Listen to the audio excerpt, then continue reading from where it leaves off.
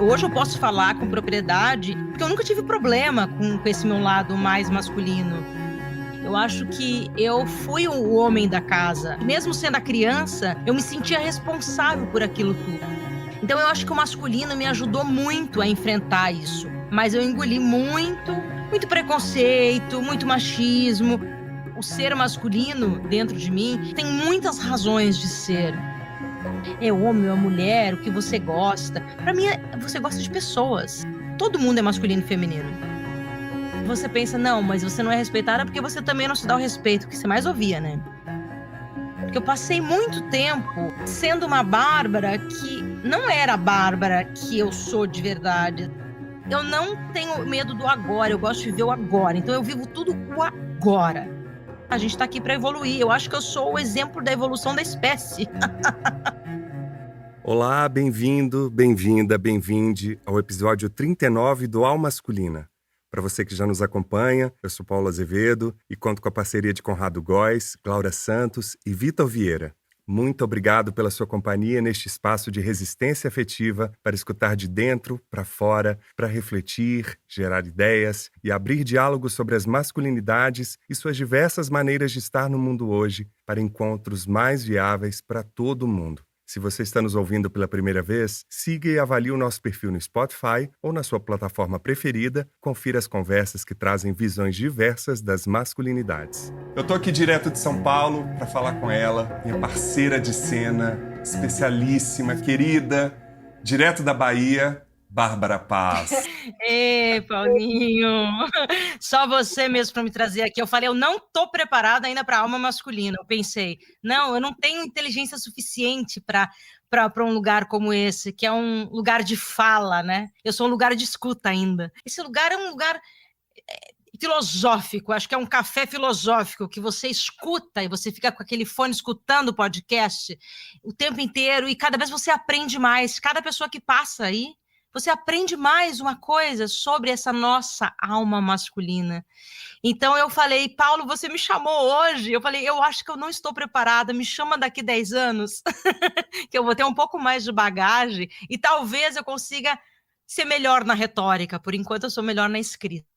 É essa pessoa que eu conheci há exatos 10 anos, então já adiantando para vocês, é um reencontro, o que vocês vão ouvir aqui, uma conversa de quem já comeu muito sal e compartilhou muito açúcar em muitos camarins no Brasil, São Paulo, Rio, Salvador, Belo Horizonte, durante 3 anos, Portugal.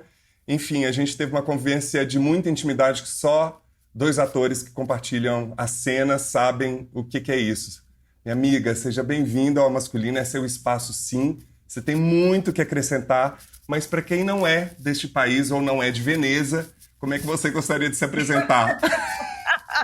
Ai, meu Deus, como eu gostaria de ser apresentada. Eu sou uma pessoa inquieta, uma mulher, um homem, não binária. Eu acho que descobri que eu sou não binária há pouco tempo, que um amigo meu falou que eu era, eu acreditei, eu entendi. Sou uma pensadora, uma diretora, uma cineasta, uma atriz, uma pintora, uma escritora. Nas horas vagas a gente tenta tudo com as mãos e com a cabeça e com o cérebro e com a imaginação.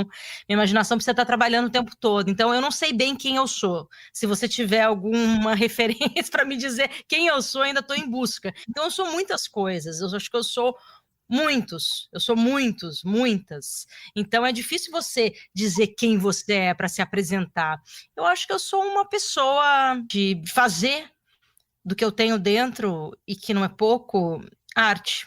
Essa pessoa de muitas coisas, ela é uma pessoa que tomou a vida nas mãos, que faz tudo o que ela quer, porque ela acredita no potencial transformador das ideias, das reflexões. Já tomou muitos nãos da vida e fez desses nãos uma boa limonada, de verdade. Veio de Campo Bom, gaúcha, caçula das filhas de Iraí e Oripe, atriz com dezenas de trabalhos na TV, no cinema, apresentadora no Canal Brasil, diretora vencedora do Festival de Veneza, isso é muito chique de falar, né? Pelo documentário Babenco, Alguém Tem que Ouvir o Coração e Dizer Parou. sobre os últimos anos da vida do cineasta Hector Babenco, com quem foi casado por 9 anos. É ainda editora do livro Mister Babenco, Solilóquio de 201, com as memórias dele. Também é uma moleca, uma palhaça maravilhosa, com um coração que transita entre a ira e o afeto na mesma intensidade, gente. Bárbara, quais foram as suas primeiras referências sobre masculinidades? Ai, Paulo, eu tava pensando nisso. Eu não tive muito referência do masculino, esse masculino que, né, que a gente ouve falar, que a gente conhece, porque meu pai faleceu muito cedo, eu tinha 6 anos. Eu tenho lembranças do que me contavam dele, mas de fato eu não lembro. Eu lembro das histórias que minha mãe contava sobre ele, né, que ele era um cachaceiro também, político. Então eu guardo essas histórias como sendo minha. Mas, de fato, eu não tenho essa recordação. Eu tenho recordação do meu avô, que era um avô que eu gostava muito, mas que já era um homem doente também, desde que eu me conheço por gente, eu lembro dele debilitado. Então, eu acho que o meu masculino, ele veio, eu vou te falar, eu estava pensando onde veio, ele veio, olha que interessante, as primeiras imagens que me veio eram os médicos da minha mãe, que cuidavam dela, que zelavam por ela. Para mim, eles eram anjos. Eu era uma criança, eu era apaixonada por aqueles médicos, porque ali eu sabia que minha mãe estava viva, eu sabia que ali minha mãe estava bem cuidada, eu sabia que ela ia voltar para casa.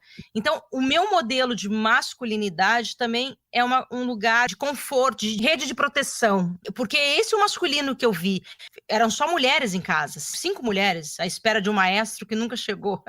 Então, eu acabei virando o maestro dessa história. Eu acho que eu fui o homem da casa. Mesmo sendo a criança, eu me sentia responsável por aquilo tudo. Eu me sentia que eu tinha que cuidar da casa. Minha ideia, quando criança, subia nas árvores e eu pensava, então eu vou sair daqui, vou levar minha mãe para São Paulo, a gente vai achar um médico e tal, vou começar a trabalhar. Eu comecei a trabalhar com 9 anos, né? Ninguém me falou para ir trabalhar. Eu sabia que a gente ia ficar sem dinheiro, que minha mãe precisava.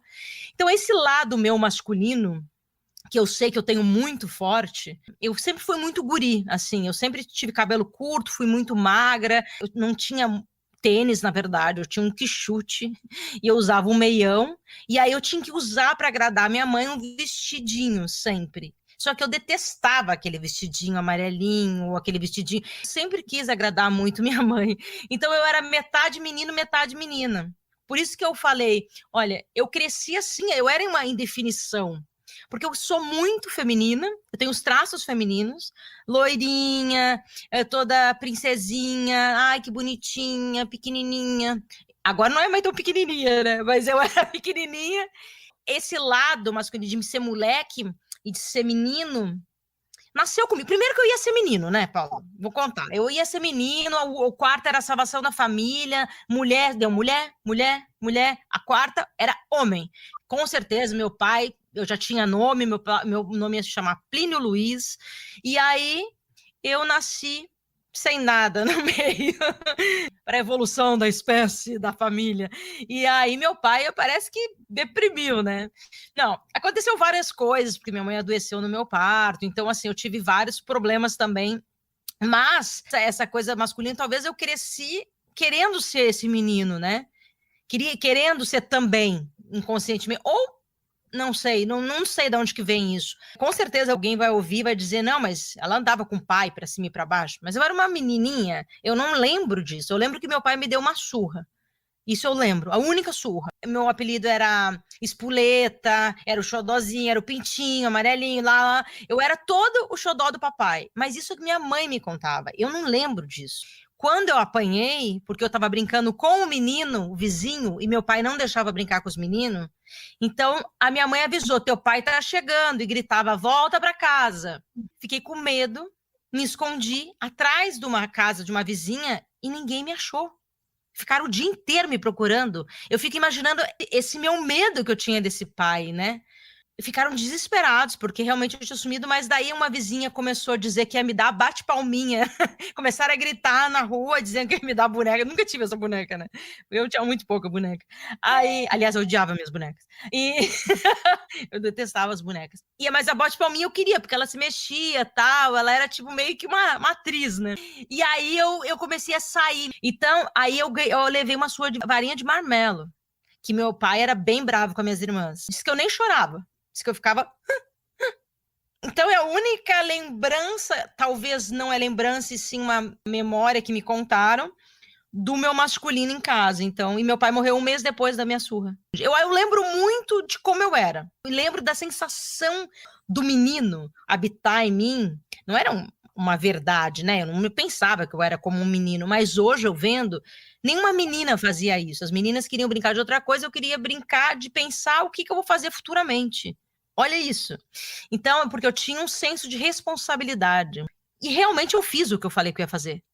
Com 12 anos eu já trabalhava numa fábrica de calçados e minha mãe ficou brava na época porque era greve de escola. Fui trabalhar e eu muito feliz, porque eu voltei com o meu primeiro salário, eu enchi a geladeira com todas as coisas que minha mãe gostava. Iogurte, sabe, chocolate, sabe, coisas do bom e do melhor que nós não tínhamos na geladeira. A gente vivia modestamente assim, estava ficando cada vez pior.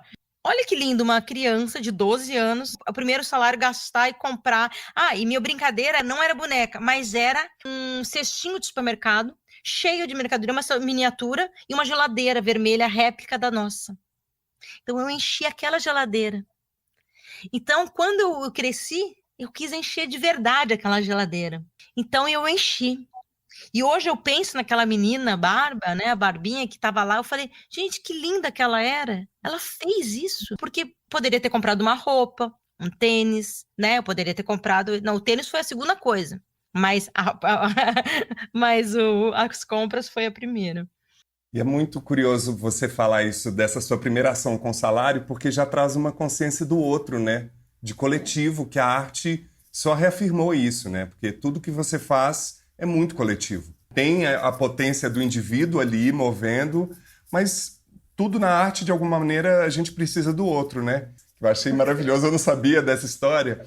No programa Saia Justa, você disse que tem um macho dentro de você. Isso foi uma defesa que você criou para conquistar seu espaço e impor limites num território tão machista e patriarcal?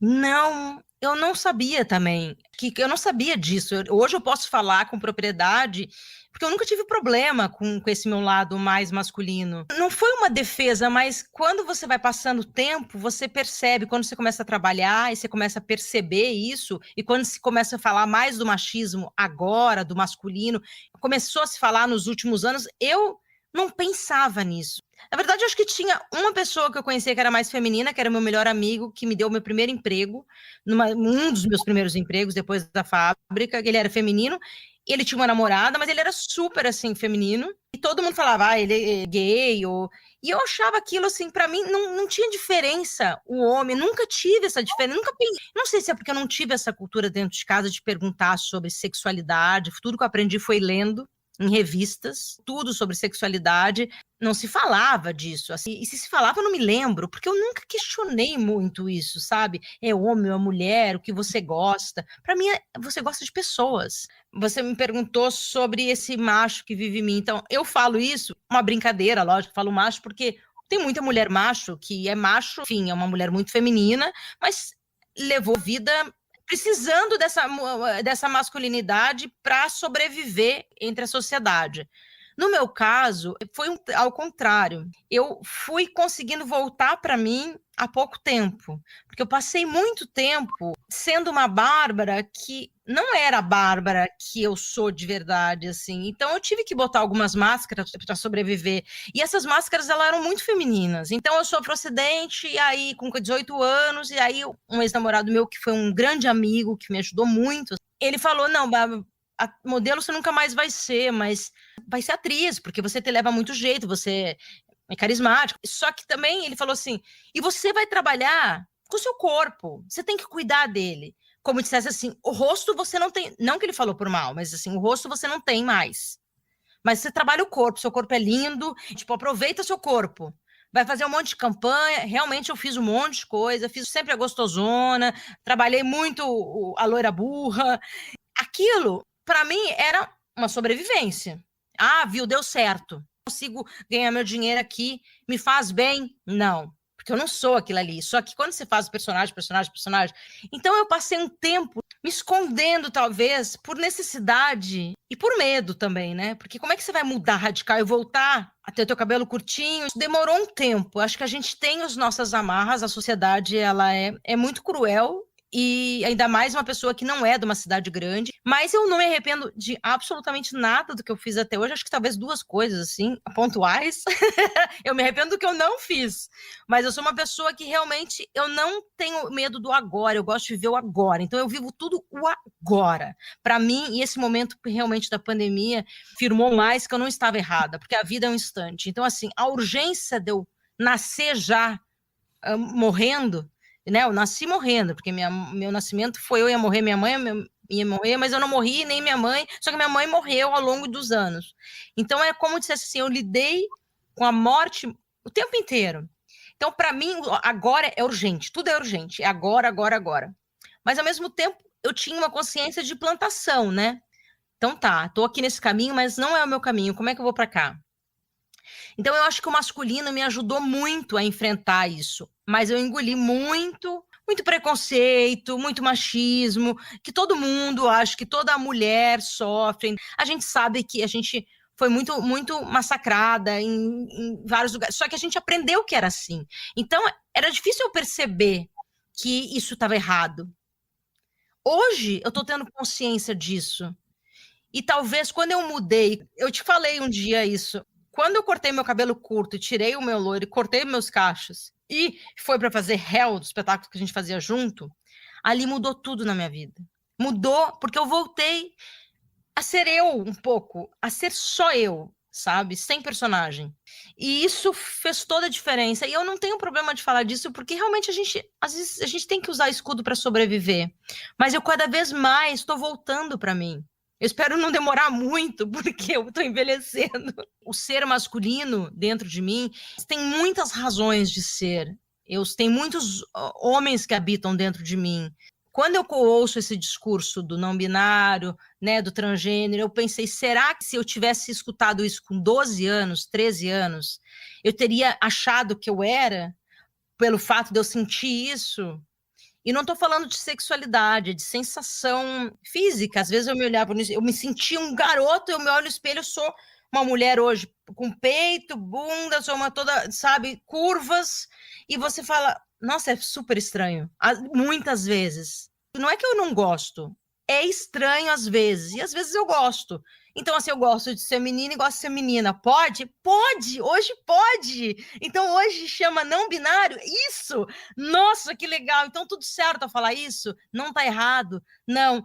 Então, cada vez mais a gente consegue respirar e ser a gente. Talvez é isso. E isso não quer dizer... Tem a ver com sexualidade, se eu gosto de mulher ou se eu gosto de homem. Eu gosto de pessoa. Até agora, eu me apaixonei por homens. Acho que minha vida, eu me apaixono por pessoas. Não quer dizer, em relação ao masculino, acho que não está na mesma enfermaria isso que eu estou dizendo. Exatamente isso. Na nossa educação, a gente não sabia o que era identidade de gênero, a gente não sabia o que era orientação sexual. A gente mal teve algum tipo, eu particularmente, de orientação do tipo, para além de uso e camisinha. E você falou desse massacre da mulher, não só no campo das artes, mas em vários campos. Você foi modelo na juventude, se tornou atriz quando veio para São Paulo, posou para Playboy em 2007, lugar mítico do imaginário masculino. Você já sofreu algum tipo de assédio na intimidade ou na vida profissional? Paulo, sempre me perguntam isso, assim, eu acho que a gente sofre assédio desde sempre, assédio moral, assédio físico, eu não sofri, eu não posso dizer isso, mas eu acho que a gente sofre assédio, mas isso era tão natural isso acontecer, principalmente no meu physique, que era loira, gostosa, toda, sabe assim, corpão, então assim, primeiro eu já te olho pelo corpo. Aquilo já era tão natural que você não percebia que isso poderia ser um assédio, que isso é a palavra assédio. Com o tempo e agora com o lugar de fala da mulher, a coisa está mudando de figura. Provavelmente, assédio moral eu já sofri muito, isso é fato. Hoje eu sei a palavra assédio moral e assim, isso eu acho que é o que mais me machucou. Muito, assim, até hoje, assim, em vários momentos da minha vida. Em relacionamentos também afetivos ou só profissionalmente que você fala desse assédio?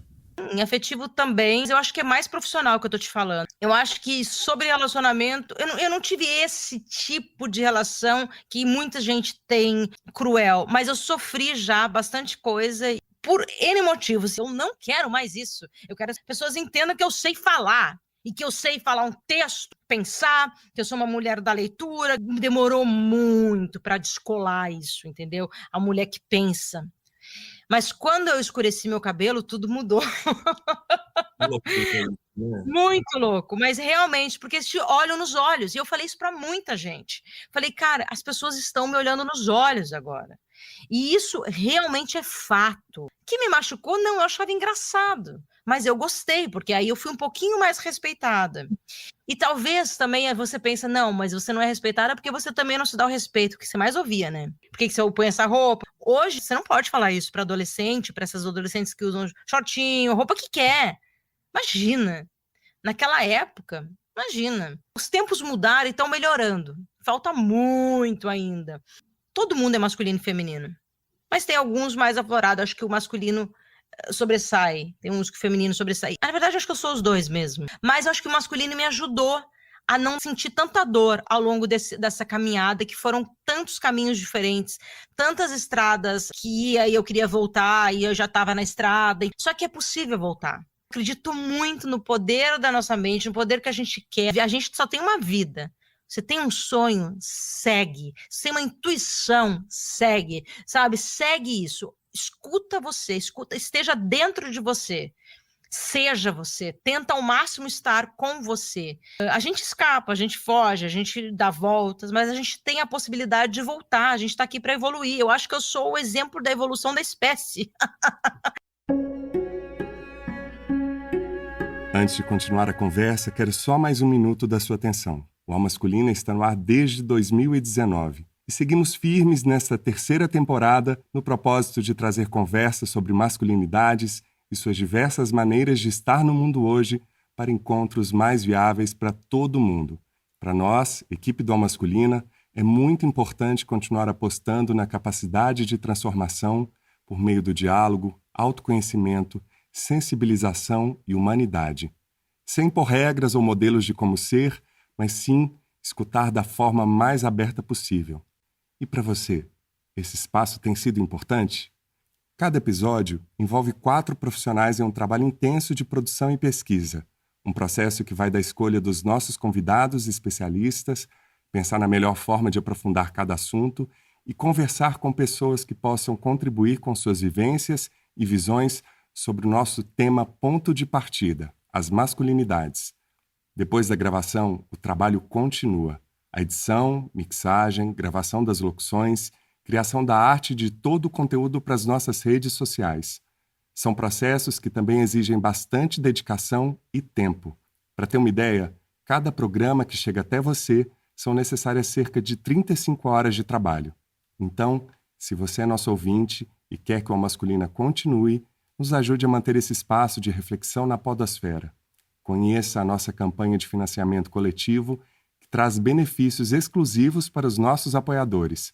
A partir de R$10 já dá para colaborar. Acesse www.catarse.me/almasculina e participe. Aspas. A capacidade de crescimento depende da capacidade do indivíduo de interiorizar-se e de assumir responsabilidade pessoal. Se encararmos eternamente nossa vida como um problema causado pelos outros, um problema a ser resolvido, mudança nenhuma ocorrerá. Se não tivermos coragem suficiente, não poderemos realizar nenhuma revisão. A vida é impiedosa quando nos pede para crescermos e assumirmos a responsabilidade pela nossa vida. Por mais simplista que isso possa parecer, o crescimento é realmente a inevitável exigência da passagem do meio. Ele envolve finalmente enfrentarmos nossas dependências, complexos e temores sem a mediação de terceiros. Requer que deixemos de culpar os outros pelo nosso destino e assumamos total responsabilidade pelo nosso bem-estar físico, emocional e espiritual. Um grande problema para muitos homens é o fato de o peito ser uma região entorpecida, condicionado a esquivar-se do sentimento, a evitar a sabedoria instintiva e a não fazer caso da sua verdade interior. O homem comum é um estranho para si mesmo e para os outros, um escravo do dinheiro, do poder e da posição social. Existem poucos modelos em nossa cultura que convidam ou permitem que o homem seja sincero consigo mesmo. Quando lhe perguntam o que sente, ele frequentemente dirá o que pensa ou qual é o problema lá fora. Como podem as mulheres esperar ter um bom relacionamento com os homens se os homens não mantêm um relacionamento com a sua própria alma feminina? As mulheres não podem ser essa ligação interior. Elas só podem receber e conduzir parcialmente a projeção que o homem faz dela.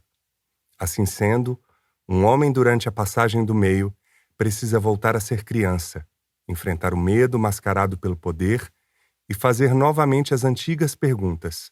São perguntas simples. O que eu quero? O que sinto? O que preciso fazer para sentir-me bem comigo mesmo? Poucos homens modernos se dão ao luxo de fazer essas perguntas. A passagem do meio, da miséria ao significado da meia-idade, de James Hollis. Nossa, é exatamente isso. Nossa, que lindo. É exatamente isso. Ponto. Mas eu acho que o homem, ele tá se permitindo mais, sabe? Eu acho que os caminhos estão se abrindo. Não é fácil também para eles, né? Eles viveram numa sociedade tão machista, tão até há pouco tempo, entendeu? Isso era bom para eles, eles precisavam disso. Mas isso está ficando muito lá nas cavernas, né? Lá atrás. Então, assim, ou as pessoas vão evoluir ou vão ficar. Eu fui para o Cairo, para o Egito, no festival de cinema, e eu nunca vi um país. Eu fiquei muito, muito saudade do Brasil, você não tem noção, das pessoas. Porque é um país. Nossa, eu nunca tinha presenciado isso, esse machismo. Eu fui numa festa, eu e minha amiga super maravilhosa, se veste toda ela mora na Itália. E ela me encontrou lá e a gente foi para a festa. Era uma festa onde só os homens dançavam.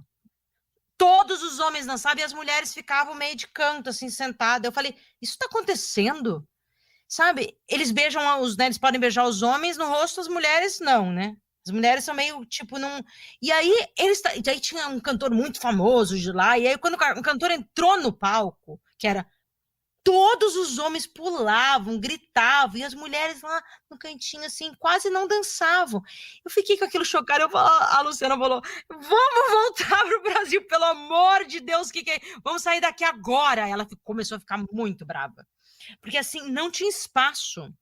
Não tinha espaço pra gente. Então, assim, realmente eu gostei, é bonito, é lindo, mas eu não quero voltar para lá, eu acho. Eu não tenho essa. Eu fiquei com muito medo. Então, assim, nosso país, apesar de tudo, a gente ainda é um país muito melhor que muitos outros, porque não, e ainda assim, sair na rua sozinha não dá lá, né? Então a gente vive num país, ok, machista, mas vamos pensar também que tem coisas muito piores. Então, quando a gente volta de um lugar desse, a gente ama cada vez mais o nosso país, porque eu amo o Brasil. Eu acho que é isso que entristece a gente, de olhar para os problemas como a gente olha para os problemas da família, né? A gente olha para os problemas e fala, por que não melhorar e rever? E o que eu acho interessante desse livro, que é de um psicanalista junguiano, americano, que tem dezenas de livros incríveis, inclusive no próximo Aspas a gente vai trazer mais um livro dele, que ele mostra como podemos percorrer conscientemente a meia-idade, independente da idade. Isso ele frisa no livro, ele fala dessa passagem do meio, aquele momento em que você torna a vida mais significativa. É como se a partir dali você abandonasse a sua criança, a sua vida provisória, para viver mais, de uma forma imensamente mais rica, né? Essa passagem do meio é uma referência que nos apresenta a oportunidade de reexaminar a nossa vida e perguntar quem que eu sou, para além da minha história e dos papéis que eu representei. Esse livro que tem mexido muito comigo durante essa pandemia, eu ganhei de uma amiga, Rita Pisano, e eu acho que você faz muito isso. Você, principalmente, acho que o filme é a materialidade dessa sua passagem do meio, assim. E você enfrentou uma série de estigmas, de alguma forma sempre teve suas vulnerabilidades, sua intimidade muito exposta.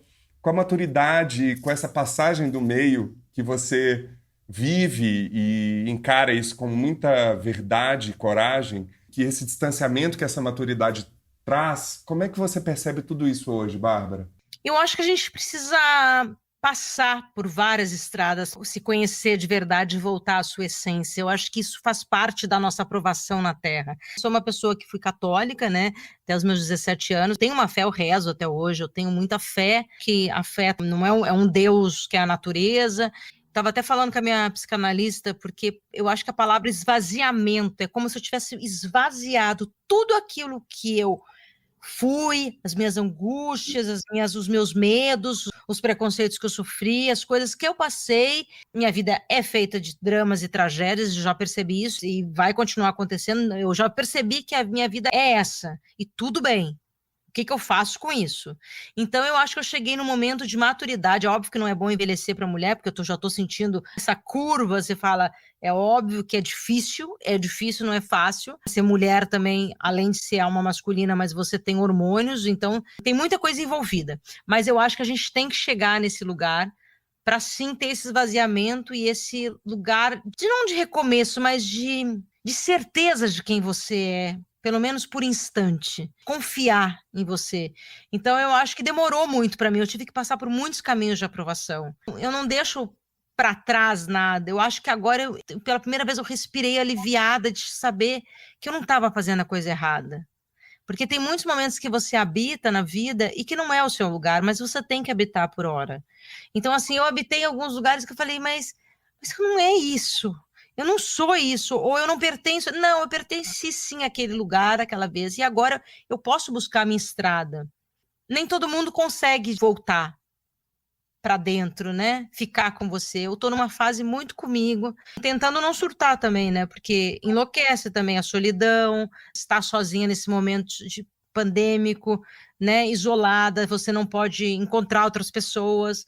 Você lê muito, mas você também às vezes não foca na leitura. Estou assistindo muito filme, eu sou cinéfila, então assisto muita coisa. Estou tentando escrever, nem sempre sai. Tentando pintar, nem sempre sai. Fotografo mais, sai bastante coisa, eu filmo. Se eu não estou criando, se eu não estou amando, o amor me traz a criação. Então, se eu não estou criando e amando, parece que a vida não faz muito sentido. Eu estou nesse momento, mas ao mesmo tempo, eu estou num momento de maturidade comigo. Maturidade e dizer, Bárbara, você conseguiu. É possível. E eu me orgulho de mim. Nem eu acredito que eu consegui isso. Eu falo, como assim, Bárbara? Consegui. Tudo com o poder da minha mente, com a vontade. Imagina. E ainda vou fazer o filme sobre essa história. Você falou do seu psicanalista, o meu falou uma coisa que eu acho que serve para todo mundo e que tem sido um exercício muito duro ouvir isso dele, quando ele fala que o nosso dever agora não é fazer nada além do que sobreviver a este momento. Exatamente. Cuidar dos nossos, fortalecer a nossa rede, fazer o que é possível dentro do contexto do país, doar se você tem, olhar para as pessoas que estão desamparadas nessa desigualdade bizarra e escancarada, se respeitar nos limites, reduzir a marcha, porque aquela marcha que a gente estava não dá. Não se cobrar, né? Que a gente não está conseguindo.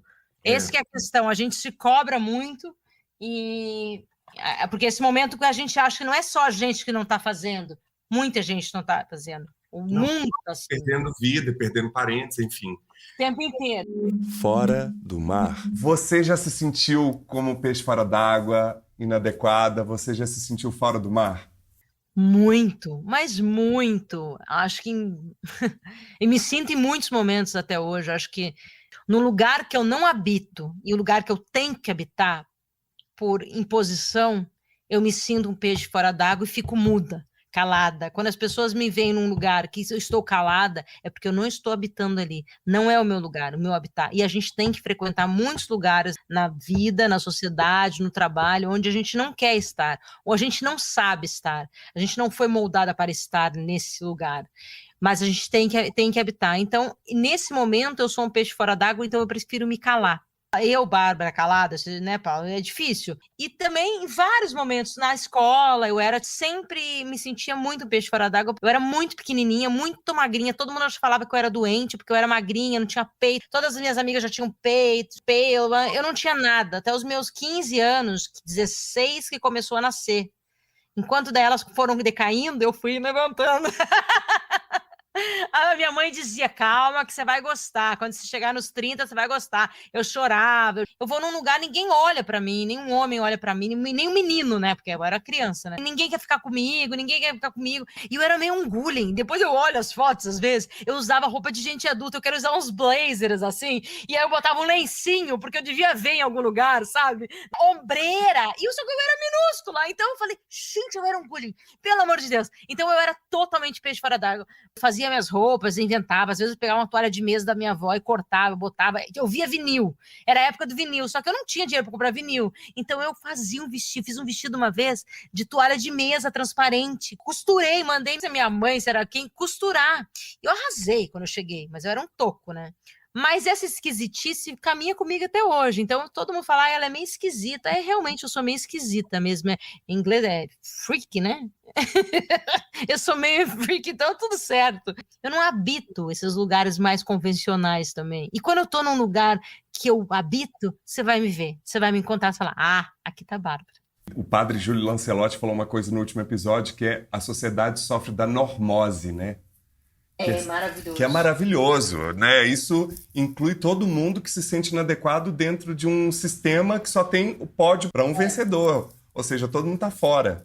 Paulo, pensa bem, se eu, modelo, a pele não tinha nada, né? Pelezinha, tudo com 18 anos, sofro um acidente que de 500 pontos no rosto, que separa meu rosto. Durante anos, uma cicatriz preta no meu rosto. Como que uma pessoa assim vai habitar qualquer lugar em televisão, em fotografia? Eu falei, eu vou, não sei porquê, mas eu sei que eu vou. Óbvio que eu me senti um peixe fora d'água em muitos momentos, mas esse peixe saiu para respirar em outros lugares e falou, eu vou ficar aqui, nesse mar, vou habitar, mesmo não pertencendo. Vocês vão ter que me aceitar. E por talento de vida, né? Não é só insistência. Isso que é mais lindo. Cá entre nós, por que é importante discutir, pensar, refletir sobre as masculinidades? Por isso tudo que a gente está fazendo essa análise aí que você me obrigou a falar. Me obrigou a falar um monte de coisa que, meu Deus do céu. A gente tem que fazer a psicanálise o tempo inteiro. Falar nada mais é do que isso. Fazer uma autoanálise, né? Você está o tempo todo se vendo. Falar disso vai fazer o ser humano respirar melhor, porque ele vai sossegar as suas amarras, seus leões, e a gente vai se encontrar melhor. Escuta aqui. Chegou o momento das dicas que você possa trazer pra gente relacionada a toda essa análise que a gente fez, essa conversa aberta. E eu tô muito orgulhoso, gente, porque eu conheço muito, há muitos anos a Bárbara, vi muitas entrevistas, vi ela dando muitas entrevistas e muita coisa é breaking news aqui. Ela não falou pra ninguém, ela falou só aqui nesse espaço de intimidade que é de muito afeto. Exatamente. Pá, olha só, eu fiquei pensando, falando de alma masculina, né? Eu fiquei pensando também nessa alma masculina que a gente não quer mais. Eu gosto muito de um livro que virou um filme e que até eu fui convidada para fazer e virou peça, e que até fui convidada para fazer a peça, mas eu não pude fazer porque eu fui para Veneza, e quem fez foi a Andrea Horta, que é Revolutionary Road, que foi apenas um sonho, do Richard Yates. É um livro essencial, acharia que todo homem deveria ler, porque é o que um homem, o machismo pode fazer com uma mulher. A gente está falando dos anos 60, tá? É um livro brilhante e um filme brilhante. Uma direção brilhante, uns atores, que é Kate Winslet e Leonardo DiCaprio.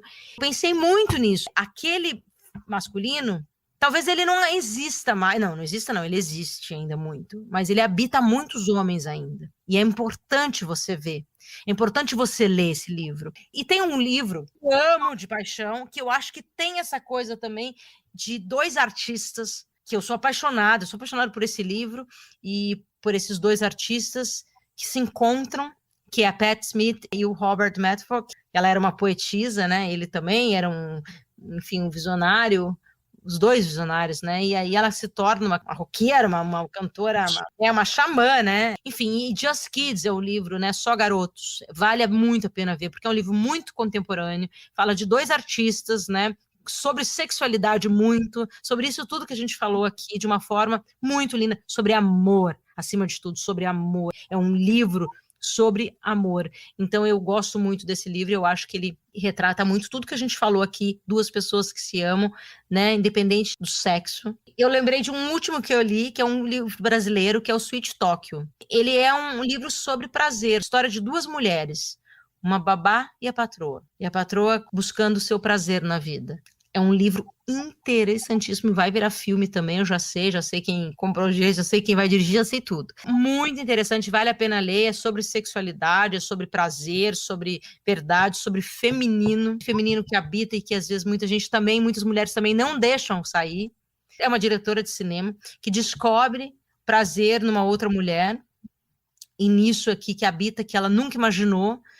E aí, o que acontece na vida dessas duas mulheres? Muito interessante. Se passa praticamente num dia. Mas eu acho que essas dicas, deixa eu ver o que mais que eu posso falar.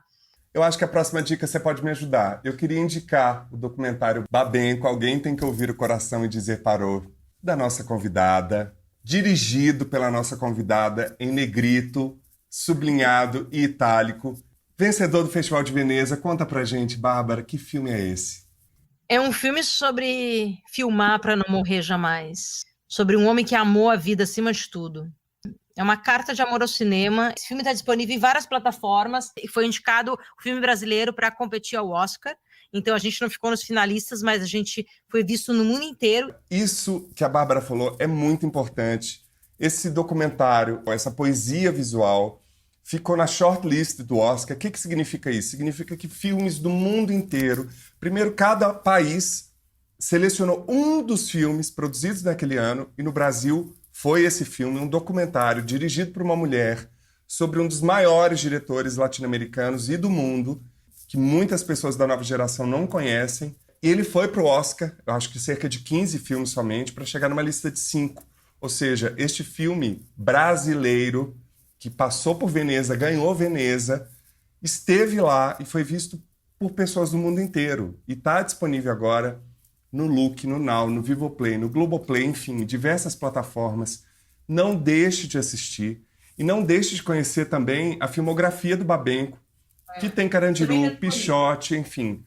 Filmes incríveis que retratam lugares das masculinidades muito diversas, de como esse entorno interfere na forma como esses homens, esses personagens do Babenco são retratados. Eu queria dar uma outra dica também relacionada ao Oscar, 2 dicas relacionadas ao Oscar.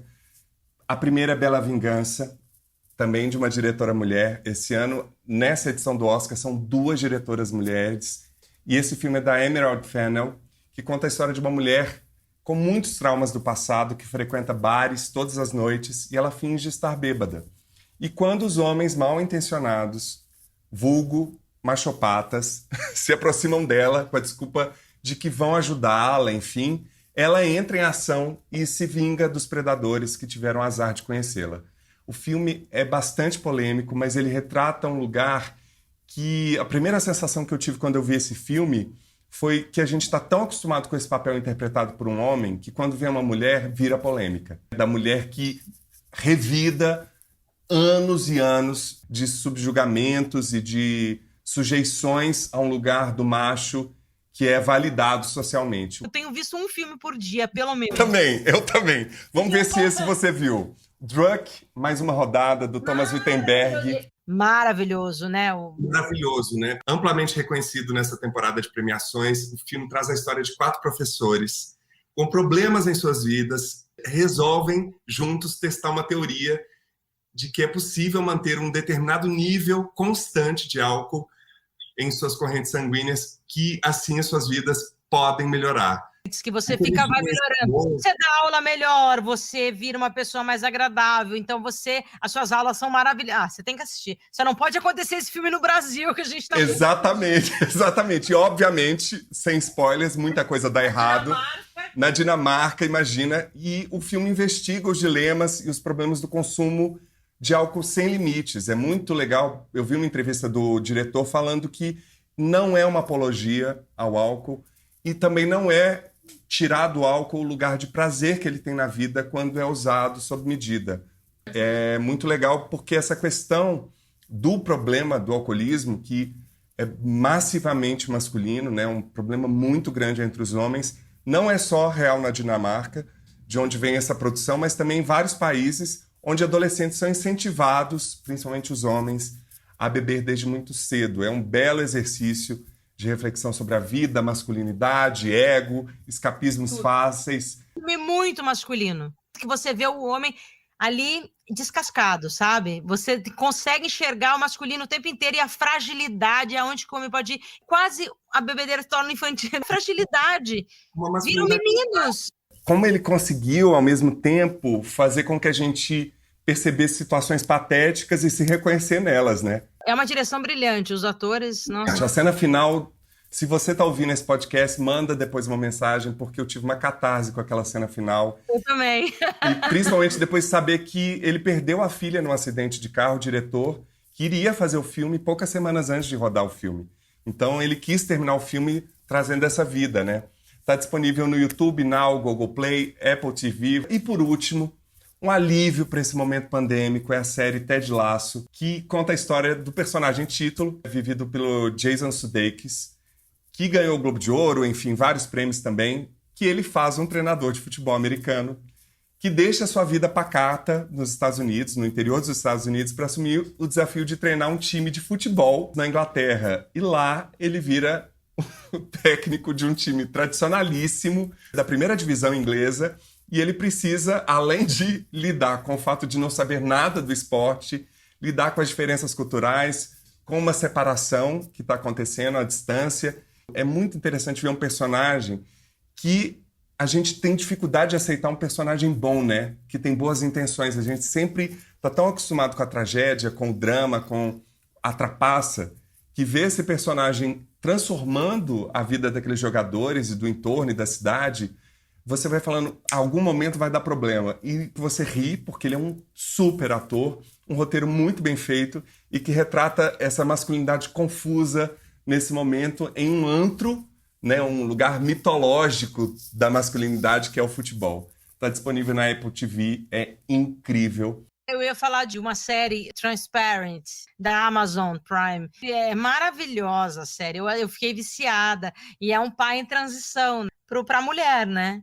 E tudo que acontece na família. É maravilhosa a série. Eu amei. Tirando o último capítulo que eu não gosto, mas o resto todo eu amei, assim. A série é maravilhosa. E mostra muito essa pessoa em transição. Eu acho que isso é muito bonito de se ver, muito bonito. Você se emociona, você ri. Essa série, quando eu assisti, me lembrou muito a conversa do episódio aqui com a Laerte. Que é isso, a pessoa, depois de viver uma vida inteira, de constituir família e tudo, aí que ela vai olhar para si e se permitir esse ato de coragem ainda numa sociedade tão transfóbica, né? Ainda mais no Brasil. História, né? É a história da Laerte também, exatamente. Acabou de abrir uma plataforma da Imovision, gente. Vocês não têm noção. Só filmes maravilhosos, franceses, alemão, filmes incríveis. Acabou de abrir.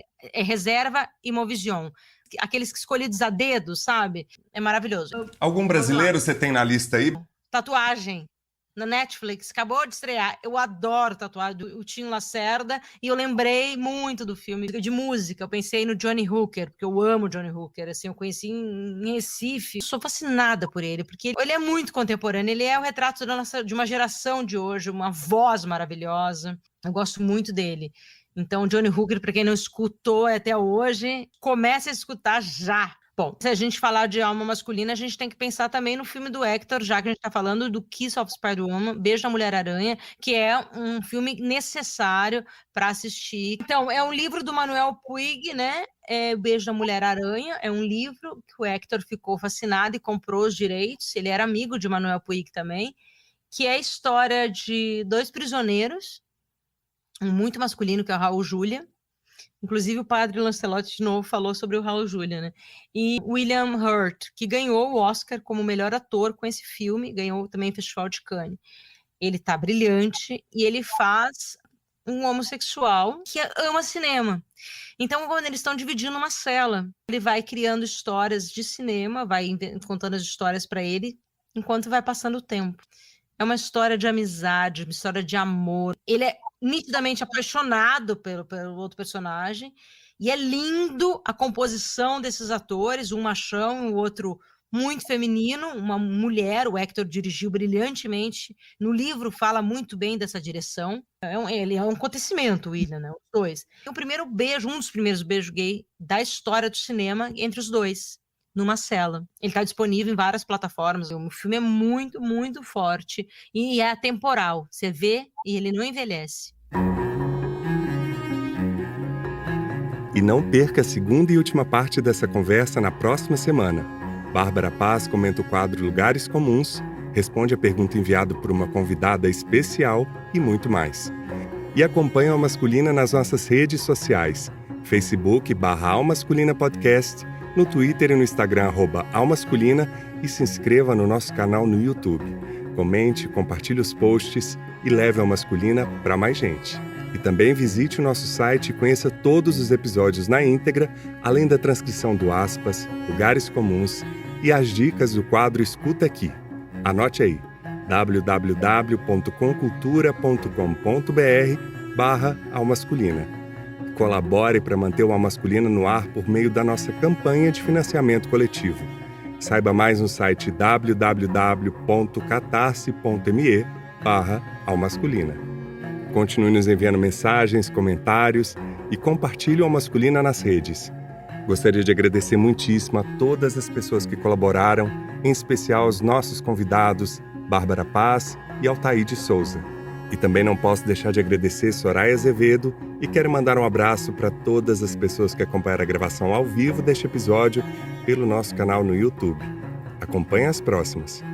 O Almasculina é feito graças a Conrado Góes, na trilha sonora original e mixagem, @Conza01, Glaura Santos na identidade visual e arte, @Glaura Santos, Vitor Vieira nas fotos, @Vitor Vieira Fotografia, e eu, Paulo Azevedo, na idealização, roteiro, edição e apresentação, @Paulo Azevedo Oficial. Esse podcast é realizado pela Comcultura. E você que nos deu o prazer da sua companhia até aqui, muitíssimo obrigado e até semana que vem.